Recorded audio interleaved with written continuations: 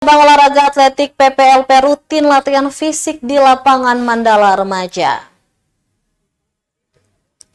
Sebanyak 8 atlet Pusat Pendidikan dan Pelatihan Olahraga Pelajar (PPLP) di bawah naungan Dispora Provinsi Maluku rutin melatih fisik. Mereka berlatih kekuatan dan ketahanan, kecepatan di lapangan Mandala Remaja, Karangpanjang, Kecamatan Sirimau, Kota Ambon, Rabu 20 September 2023. Pantauan Tribunnews.com sekitar pukul setengah 6 sore hari di lokasi terlihat para atlet berlari, drill, serta melompat pada tangga tribun utama. Jajaran pelatih memberi instruksi tegas memacu semangat para atlet. Salah seorang pelatih, Leon Tuhumena, mengatakan latihan setiap hari menjadi rutinitas wajib yang dilakoni.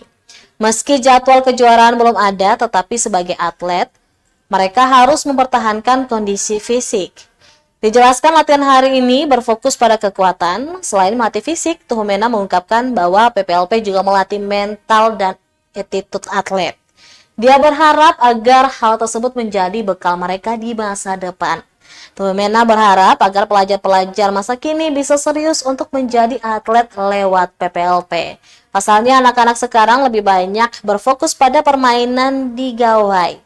Adapun cabang olahraga atletik di PPLP terdiri dari 100 meter, 200 meter, 400 meter, 800 meter, 1500 meter, dan lempar lembing.